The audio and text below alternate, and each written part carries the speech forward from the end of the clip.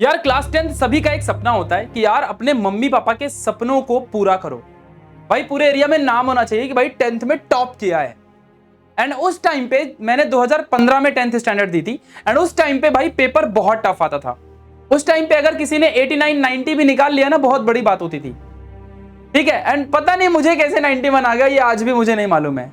अब देखो, तुक्का और लक बाय चांस तो होता नहीं है, लेकिन फिर भी आज मैं आपको एक छोटी सी स्टोरी बताऊंगा कि कैसे क्या चीजें हुई थी। भाई ये मैं खुद भी नहीं जानता कि क्या हो गया था। ठीक है। तो देखो यार, मैं सबसे पहले आपको बता दूं यार कि जिस दिन मेरा रिजल्ट आया था ना, उस दिन भाई मैं दुनिया का सबसे हैप्पीएस्ट पर्सन था। बहुत खुश था भाई, मैं बहुत ज्यादा खुश था। लेकिन 91 लाने के बाद भी मैं घर में मार खा गया था। अब मैं क्यों मार खा गया था भाई, ये पूरी स्टोरी आपको यहां पर आज बताऊंगा इस वीडियो में। तो चलो शुरू करते हैं। देखो यार, आ जाओ बताता हूं। तो exactly you will not believe यार कि मुझे 9th स्टैंडर्ड में 69% थे। ओनली 69, बड़ा ही प्यारा नंबर है ये। 9th में सिर्फ 69 मार्क्स थे। एंड मेरे घर में ऐसा था कि सबको लगता था कि प्रशांत बहुत पढ़ता है। भाई प्रशांत तो टॉपर है, मतलब ये ना बहुत टॉप करता है। और मैंने घर में माहौल भी ऐसा बनाया था। तो एक्चुअली मेरे मॉम डैड को इतना आइडिया नहीं होता था कि कितने परसेंट क्या होते हैं। उनका काम था बस मेरा बच्चा पढ़ता रहे। अब मेरे पापा मेरी पढ़ाई को लेके बहुत कॉन्शियस थे कि भाई मेरा बेटा पढ़ना चाहिए। अब मेरे पापा को एक्सपेक्टेशन थी कि 9th में मैं बहुत अच्छे मार्क्स लाऊंगा। तो हुआ क्या कि भाई मुझे आए 69। अब मैं घर में अगर बता दिया कि मेरे 69 आए तो ले मुझे लात पड़ने वाली है। तो मैंने घर में झूठ बोल दिया कि मुझे 90 आए हैं। और मैंने रिजल्ट वहीं 9th का फाड़ दिया। आज भी मेरे पास 9th की कोई मार्कशीट नहीं है। किसी ने पूछा भाई तेरे पास प्रूफ है, मेरे पास 9वीं का कोई प्रूफ ही नहीं है। 9th स्टैंडर्ड का कोई प्रूफ नहीं है। घर पे आया भाई, पापा खुश। बस पापा मेरी बात पे इतना ट्रस्ट कर लिया कि भाई 90 बच्चे ने बोला है मतलब आया होगा।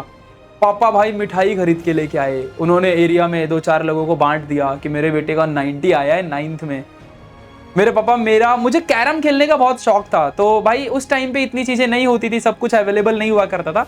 तो पापा मेरे लिए कैरम खरीद के लाए 800 रुपए का। आज भी मुझे वो दिन याद है भाई। आई वॉज लाइक, मैं खेल तो रहा था कैरम, लेकिन भाई मुझे अंदर से ऐसा लगता है यार मैंने झूठ बोला है घर में, यार मैंने झूठ बोला है, झूठ बोला है। जैसे तैसे करके गर्मी की छुट्टियां निकल गई। शुरू हुआ 10th स्कूल। एंड भाई जब मन में आया कि नहीं भाई अब पढ़ना पड़ेगा, मेरे पापा झूठ बोलने पे इतना हैप्पी हुए, इतना खुश हुए। अगर मैं इस चीज को सच कर दिया तो कितने खुश होंगे। भाई वो चीज दिल पे लगी कि यार पापा के उस ड्रीम को पूरा करना है, उसको हकीकत में बदलना है। बस यही एक मोटिवेशन आया भाई, पता नहीं किधर से आया, किधर से शक्ति लग गई मेरे अंदर। ठीक है, मैंने खेलना छोड़ दिया, दोस्ती छोड़ दी भाई, यहां वहां घूमना छोड़ दिया, भाड़ में गई मेमोरीज बनाना, मैंने सब चीजें छोड़ दी। भाई 10th पढ़ना है, बस ये चीज मैंने ध्यान रखी। एंड डे 1 से जिस दिन स्कूल शुरू हुई उस दिन से पढ़ना शुरू कर दिया भाई। और हर एक चीजें पढ़ना शुरू किया भाई, जो हो सकता है। भाई मैं वीक बंदा था, मैं इतना नहीं पढ़ता था। मैं पढ़ने बैठ जाता ना 2-3 घंटे के लिए तो मेरे बॉडी से पसीने निकलने लगते थे। लेकिन भाई ये चीज हुई कि नहीं यार, मैं बैठूंगा, मैं पढ़ूंगा। मेरे पापा के चेहरे में वो मुस्कान मेंटेन होनी चाहिए, वरना 10th में पता चल जाएगा कि असली नंबर कितने थे। समझ रहा है? तो भाई वो चीज थी भाई, वो दिन मैं कभी नहीं भूल सकता। तो कुछ ऐसी जर्नी थी 91 लाने की। अब बताता हूं कि मैंने पढ़ाई कैसे करी थी। तो देखो यार, सबसे पहली चीज ये होती है ना, जितने भी टॉपर होंगे, मैं एवरेज बच्चों की बात नहीं कर रहा, जितने टॉपर बच्चे होंगे, मुझे ऐसा लगता है पर्सनली कि वो हमेशा डे 1 से शुरू करते हैं। आज के जमाने में तो आप 95, 96, 99 परसेंटाइल, 100 परसेंटाइल तक क्लास 10th में बच्चे निकालते हैं। आज के टाइम पे कोई बहुत बड़ी बात नहीं, बट आज से 10 साल पहले भाई बहुत बड़ी बात होती थी। ठीक है, तो भाई बहुत उतने सारे मार्क्स निकालना मतलब बहुत बड़ी बात है। तो भाई डे 1 से मैं गारंटेड बोलता हूं, जितने बच्चे टॉपर हैं, मेरी बात से मैं सच बोल रहा हूं कि झूठ बोल रहा हूं, कमेंट में एक बार बता दो कि भाई जितने टॉपर होंगे डे 1 से पढ़ाई शुरू करते हैं। वो झूठ बोलता है कि मैं नहीं पढ़ता था। डे 1 से साइंस, मैथ्स, एसएसटी, लैंग्वेजेस, वो डे 1 से पढ़ाई करना शुरू करता है। वो हार नहीं मानता। हर प्री बोर्ड में, हर एक आपके टेस्ट में, हर एक आपके प्रीलियम पेपर्स में, हर एक सेमेस्टर्स में, हर जगह वो ट्राई करता है कि वो टॉप करे। वो दिखाता नहीं कि मैं यहां कम मार्क्स लाऊंगा एंड असली बोर्ड में ज्यादा मार्क्स लाऊंगा। 1-2 हो जाते हैं नमूने, लेकिन मोस्टली बच्चा डे 1 से पढ़ना शुरू कर देता है। यही चीज मैंने भी करी भाई। जिस दिन से स्कूल शुरू हुआ उस दिन से सारी मस्तियां दूर, दोस्ती फ्रेंडशिप। बैक बेंच में बैठता था, बैक बेंच से उठ के आया फर्स्ट बेंच में बैठना शुरू कर दिया भाई। जो मेरे से डरते भी थे लोग भाई, थोड़ा मैं राउडी टाइप का था, डरते भी थे भाई। जो जो बेंच वन में बैठा भाई, उठ चल पीछे जा, मेरे को इधर से बैठना है। सर लोग भाई शौक, प्रशांत फर्स्ट बेंच में, क्या बात है यार, बदल गया प्रशांत, है ना। उस दिन से सच में प्रशांत बदल गया। वो मस्ती, वो मतलब फालतूगिरी, वो लड़ाई झगड़ा, वो सब चीजें छोड़ के भाई पढ़ाई में शुरू। And then after that 10th standard में 91, 12th में 93। देन उसके बाद हम लोग महाराष्ट्र की एमएसटी सीटी एंट्रेंस क्रैक किया, नीट में 575 मार्क्स उस टाइम पे।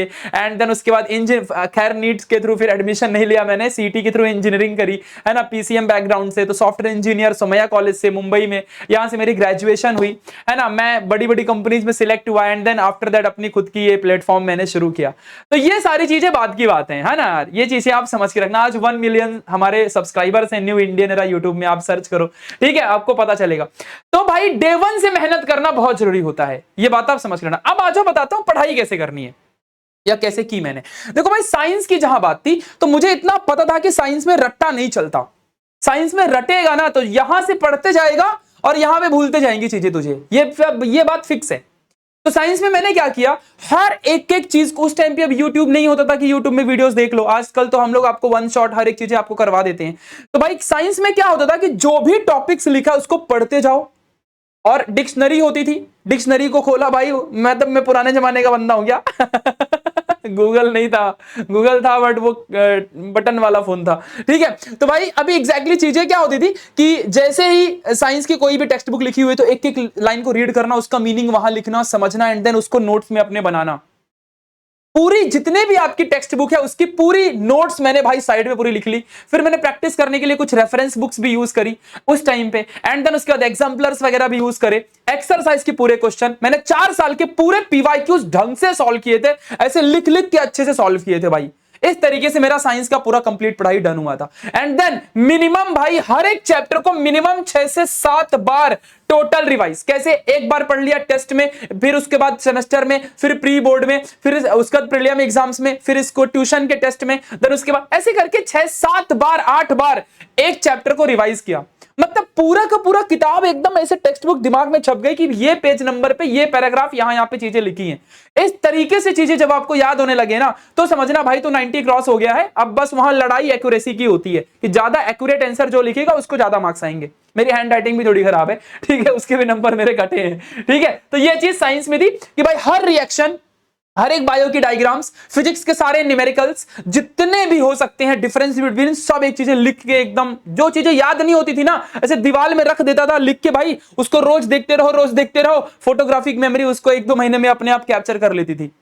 जो चीज बहुत हार्ड हो भाई ये याद ही नहीं होता साला, भाई उसको लिख लो और याद हो जाएगा धीरे धीरे। तो इस तरीके से चीजें हुई। फिर इस तरीके से मैथ्स में, अब देखो भाई मैथ्स के अंदर ना जो अलजेब्रा का पार्ट था वो मुझे मस्त समझता था, जो जियोमेट्री का पार्ट था भाई ये बड़ा डेंजर था, ये चीजें नहीं समझती थी। अब जैसे लीनियर इक्वेशन हो गया, क्वाड्रेटिक इक्वेशन हो गया, ये सब बड़े मजे आते थे पढ़ने में। लेकिन जहां बात कर दिया भाई सिमिलैरिटी की, पाइथागोरस थ्योरम वाले टॉपिक्स, या फिर सर्कल चैप्टर, या फिर कंस्ट्रक्शन वगैरह दे दिया, ये ना दिमाग, ट्रिगो बहुत मजा आता था, क्योंकि भाई इसीलिए तो इंजीनियर बन गया, ट्रिगो बहुत मजा आता था पढ़ने में। तो भाई ये ज्योमेट्री नहीं समझती थी, ट्रायंगल फैंगल दुनियादारी बहुत दिमाग खाता था। किसी किसी को बहुत इजी लगता है, ये मुझे नहीं समझता था। तो भाई जब 9 साल पढ़ा ही नहीं, 10वीं में अचानक से किधर से आएगा ये सब, आइसोसेलेस ट्रायंगल क्या होता है ना, ये कॉन्ग्रुएंट, ये बहुत कुछ था भाई वहां पे, तो नहीं समझती थी चीजें। भाई मैंने ज्योमेट्री रट्टा मारना शुरू कर दी आंसर तक रटने लगे भाई, क्वेश्चन इस टाइप के आएंगे, इसी चीज को करके जाना है, ऐसे करना है। जितना रटा जाता था उतना चीजों को मैं रटता, और जितनी चीजें मुझे याद होती उतनी चीजों को मैं याद करता। मैं आपको यहां पर एक छोटा सा चीज सिखाना चाहूंगा भाई कि देखो यार, रट्टा मारना बुरी चीज नहीं है। रट्टा भी वही मार सकते हैं जिनकी मेमोरी शार्प होती है, लेकिन रट्टा एक ऐसा टूल है जिसे सबसे, एक ऐसा हथियार, एक ऐसा वेपन जिसे सबसे लास्ट में यूज करना चाहिए। जब आपके अगल बगल कुछ ना दिखे तब रट्टा मार लो। आइदर 99% आप सभी को कॉन्सेप्ट में ध्यान देना चाहिए, ये बात आप समझ के रखना। तो रट्टा तभी मारना जब कुछ भी ना बचे, एग्जाम का लास्ट मिनट एग्जाम हो, टेस्ट है, प्रीलिम है, प्री बोर्ड है, या फिर आपका इस तरीके से चलने वाला है भाई, एग्जाम आ गई, अब क्या करें, याद नहीं हो रहा है कुछ चीजें, भाई रट ले। एग्जाम में यहां लिख और जाके उधर लिख दे, इधर से भर एग्जाम में, वहां एग्जाम में लिख दे और भूल जा ये चीज काम आएगा भाई एग्जाम में मार्क्स भी तो लोग को देखते हैं भाई, कट ऑफ लगता है, स्कॉलरशिप मिलती है, बहुत कुछ होता है। और वैसे भी मैं ओपन कास्ट से था, तो भाई मेरे को परसेंटेज चाहिए 11वीं 12वीं में जाने के लिए, है ना। तो भाई परसेंटेज के बिना काम नहीं बनेगा। तो कहीं ना कहीं इंडिया में ये सब भी जरूरी है, समाज को देख के मेहनत करनी होती है, ठीक है। तो रट्टा मारना बहुत जरूरी है। एंड देन सबसे इंपॉर्टेंट है हमारा कॉन्सेप्ट। कॉन्सेप्ट तो 99% भाई, साइंस में पूरा कॉन्सेप्ट सीखा था भाई, पूरा फिजिक्स केमिस्ट्री बायो खटाखट खटाखट खटाखट, ठीक है, ये बात ध्यान रखना। एंड ज्योमेट्री में रट्टा अलजेब्रा पूरा समझ में आता था। एसएसटी अच्छा बताता हूं एसएसटी की कहानी भाई, you will not believe. History, geography, economics में क्या किया था बताऊं। एंड मोमेंट में लास्ट के 3 महीने में इसकी किताबें खोली थी, इसकी किताबें खोली थी भाई। सेमेस्टर और जो हमारे जो टेस्ट होते हैं ना, उसमें उसी दिन बस पढ़ने का, एग्जाम के एक दिन पहले पढ़ना, जो मार्क्स आया आया। 40 मार्क्स का पेपर है तो भाई आते थे 10 15 20 तक आ जाते थे। लास्ट मोमेंट में भाई इसमें पढ़ा था, और इसमें मुझे कुछ 92 के आसपास आए थे आउट ऑफ 100। तो भाई एंड मोमेंट में लास्ट के 3 महीने में एसएसटी हिस्ट्री ज्योग्राफी हो जाता है। इसको ज्यादा प्रेशर मत लो, मतलब इतना आसान होता है ना ये कि आप हिस्ट्री ज्योग्राफी ऐसा एक दिन में, आज के जमाने में यूट्यूब में हम लोग खुद ही 1 शॉट वीडियोस लेते हैं, तो उसके अंदर एक ही सेशन के अंदर 4-5 घंटे में पूरा हिस्ट्री खत्म, 4-5 घंटे में पूरा ज्योग्राफी खत्म, 4-5 घंटे में पूरा इकोनॉमी, 2-3 घंटे में पूरा इकोनॉमी खत्म। तो इस तरीके से पॉलिटिकल साइंस, तो आप एसएसटी की टेंशन कभी नहीं लेने का। एंड मोमेंट में आप आराम से पढ़ के खत्म कर सकते हो, मैंने भी किया है, आसान है। हाँ, लेकिन अगर दिमाग शार्प नहीं है, तो यादें नहीं होती चीजें, तो फिर भाई डे 1 से लग जाओ, ठीक है, ध्यान देना। And one and only language, जो सबसे खतरनाक, बच्चा साल भर नहीं पढ़ता, एंड में लैंग्वेज ढूंढता है, उसी वक्त एसएसटी भी ढूंढता है, फिर आता है टेंशन, तो जो याद है वो भी भूल जाता है ना, यही चीजें होती है ना। तो भाई एक बात बताता हूं, लैंग्वेज के लेक्चर्स स्कूल में कभी मिस मत करना, ट्यूशन में कभी मिस मत करना, जो वहां सिखाएंगे उसके नोट्स बनाना, बस उतने से आपका लैंग्वेजेस धीरे धीरे हो जाएगा। लैंग्वेज के लिए अलग से पढ़ने की जरूरत नहीं होती। जब एग्जाम आता है ना, उसके 1-2 दिन पहले, जिस दिन एग्जाम रहती है उसके 1-2 दिन पहले आप 1-1.5 घंटा अच्छे से बैठ के पढ़ोगे, आपका मस्त अच्छे से लैंग्वेजेस निकल जाएगा, ठीक है। लैंग्वेज के लिए अलग से टाइम टेबल बना के 4 घंटे संस्कृत पढ़ेंगे, ठीक है, ऐसे नहीं चलता भाई, ठीक है, ये बात आप समझ रहे हैं ना, लैंग्वेज इजीली निकल जाता है, मेरी बात हमेशा याद रखना। तो गाइस बस एक ही चीज आप याद रखना, ये थी मेरी जर्नी कि भाई मैंने कैसे 91 निकाले। मेरे लिए बहुत बड़े मार्क्स थे, आपके लिए इससे भी अच्छे मार्क्स और आने चाहिए आपके, है ना। मैं शायद आप सबसे भी वीक था पढ़ने में, आप सब बहुत होशियार हो, टेक्नोलॉजी का दुनिया है भाई, मैं भी टेक्नोलॉजी का ही बंदा हूं, ठीक है, ऐसी कोई बात नहीं, लगेगा नहीं मुझे देख के मैं 2015 में 10वीं दिया था। भाई दिन कैसे चले गए यार, समझ में नहीं आता है, ठीक है, कोई बात नहीं। तो बस ये ध्यान रखना कि consistency, discipline and regular study बहुत ज्यादा मैटर करता है। वो कहते हैं ना, प्रैक्टिस मेक्स मैन परफेक्ट। जितना ज्यादा प्रैक्टिस करोगे उतना ज्यादा बेहतर बनोगे, और एक ही दिन में कभी रिजल्ट नहीं आएगा।